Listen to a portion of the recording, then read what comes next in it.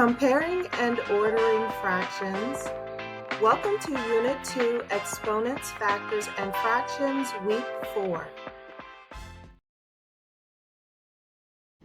We use inequality symbols to compare numbers. Question 2, 4 is less than 10. Question 3, 12 is greater than 3. Question 4, 1,458 is less than 1,485. Question 5, 22 is less than 26. Comparing fractions on the number line. Let's look at this fraction on the number line. We have a 3, which is our numerator, and this is at the top of our fraction. This represents the number of parts that we have. So 3 is the numerator and represents the number of parts that we have. 4 is the number that's on the bottom. This is the denominator. The denominator is on the bottom of our fraction and represents the number of parts that we need to make a whole. So in order to get one whole, we need 4 parts, but we only have 3. Pause the video to take note at how we will use the double number line to compare fractions. Comparing 1/6 and 5/6, we can see that 1/6 is less than 5/6. Let's compare 4/6 and 2/6. Find the numerator to be 4 and the denominator to be 6. Let's draw that on our number line. So we have 4 on top and 6 on bottom.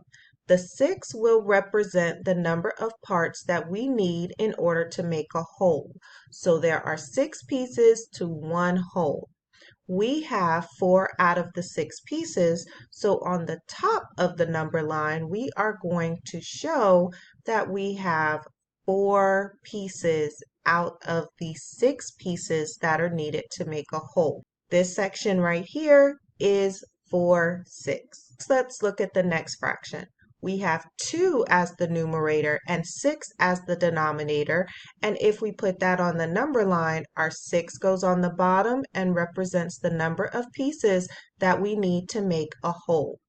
Now in this second example, we have 2 out of the 6, so above the line we are going to shade in 2 spaces, and where that stops represents 2/6.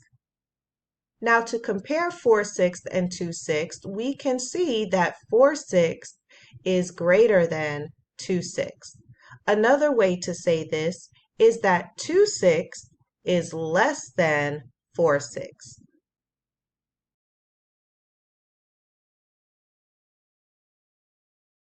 Welcome back. We have 4/5. The numerator is 4, the denominator is 5.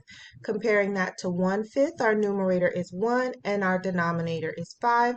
So let's go ahead and put that on our double number line. We have 4/5 on top, 1/5 on the bottom, and the first thing that we know we can mark is the denominator. The first denominator is 5, and that means we need 5 pieces to get to a whole. The second denominator is also 5, so that means that these fractions have like denominators. Now here on top we have 4 pieces out of the 5 that we need, and that will represent 4/5. On the bottom fraction, we only have 1 piece out of the 5 that we need to make a whole, so that section will represent 1/5.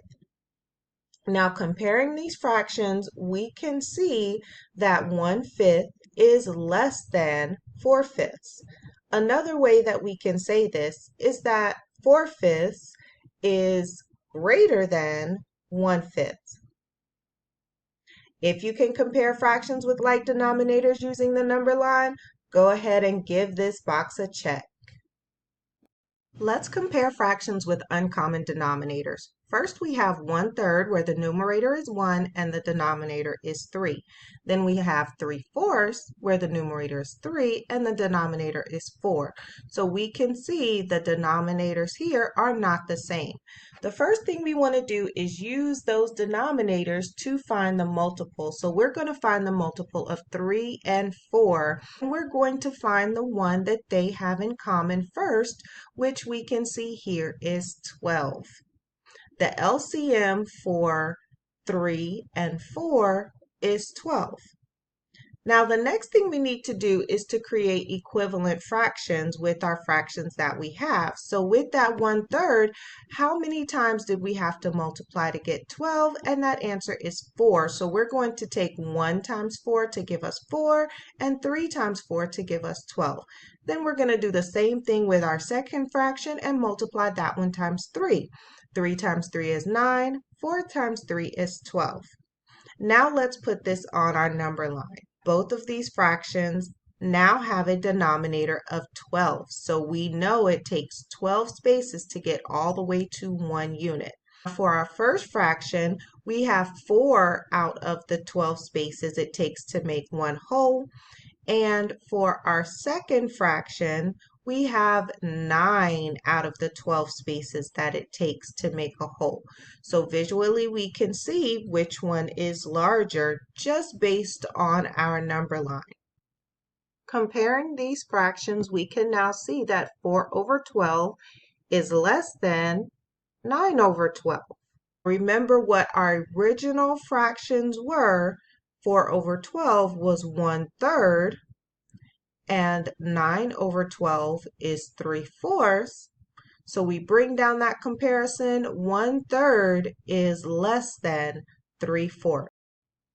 Are the denominators the same in our fractions 1/2 and 5/6? Well, in our fraction 1/2, we see the numerator is 1 and the denominator is 2.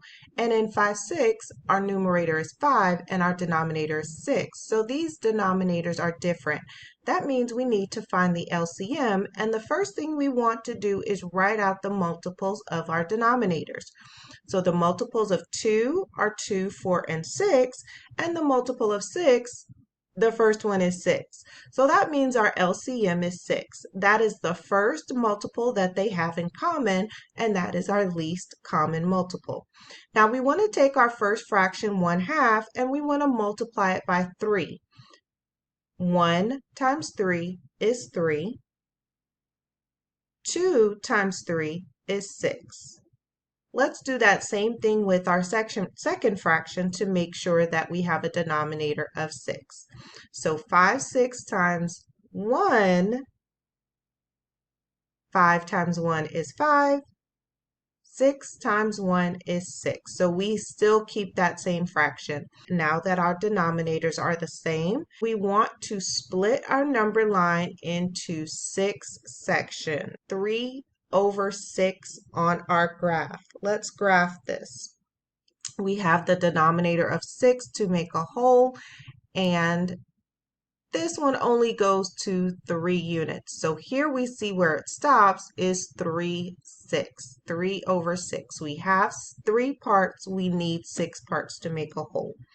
Same thing for 5/6. We're going to show our denominator first. We have 6 parts that we need to make a whole, and we have 5 out of those 6 parts. So right here, this breaks off at 5/6. We have 5 parts. We need 6 parts to make a whole. Now that we have this graphed out, we can easily compare these numbers and show that 3/6 is less than 5/6. 3/6 is the same as 1/2, and 5/6 stayed exactly the same at 5/6. So we can bring down that inequality symbol and show that 1/2 is less than 5/6. There is another way that we can describe the comparison of these fractions. We can say that 1/2 is less than 5/6, or we can say that 5/6 is greater than 1/2. 2/3, the numerator is 2, the denominator is 3. 1/5, the numerator is 1, the denominator is 5. Because the denominators are different, we have to find the multiples of each denominator to make them alike. So let's start with 3. 3's multiples are 3, 6, 9, 12, 15, 5, 10, 15. So the number that they have in common is 15.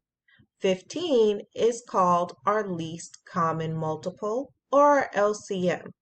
Let's now use this LCM to convert our fractions to equivalent fractions. How many times did we need to multiply to get 3 to 15? Well, that answer is 5. So 2 times 5 is 10, and 3 times 5 is 15. Now for our second fraction, how many times do we need to multiply to get 1/5 to 15? And that's 1, 2, 3. So we're going to multiply that by 3. 1 times 3 is 3. 5 times 3 is 15. Now that they have the same denominator, it's very easy for us to compare them on the number line. 10 over 15 is our first fraction, and that means we need 15 units in the denominator to make a whole. We have 10 of those units, so we're going to shade in up to 10, and we're going to mark that as 10 over 15. So our first fraction gave us 10 units out of the 15 we needed to make a whole. Our second fraction is 3 over 15, and that means our denominator is 15 spaces all the way to 1 full unit, and we only have 3 of those spaces. So 3 out of 15, we're going to stop right here. That is 3 out of 15. Now, when we compare these, we can see that 10 over 15 is much larger than 3 over 15. So 10 over 15 is greater than 3 over 15. But let's convert those fractions back to our original fraction. 10 over 15 was the same as 2/3. Our fraction 3 over 15 was the same as 1/5. So we can just bring that inequality symbol straight down, and that will show that 2/3 is greater than 1/5. Another way we can say this is that 1/5 is less than 2/3. If you're okay with comparing fractions with unlike denominators on a number line, go ahead and check the box. To help you learn this lesson, I have prepared guided notes to help you organize your thoughts. This lesson is a part of a larger unit available at pepcurriculum.com. Each course contains video lessons, guided notes, practice activities, and assessments to help you learn and remember the material. With the course, you can reinforce your knowledge and ensure a deeper understanding of the content. It's easy to print the guided notes and use for those offline study sessions. I am Ms. V. Richardson, and I want to say thank you for watching this lesson using guided note. And don't forget to subscribe to the channel, become a family member at pepcurriculum.com. Happy learning! And don't forget, if you want to extend your learning, here are some additional videos that you can tune into.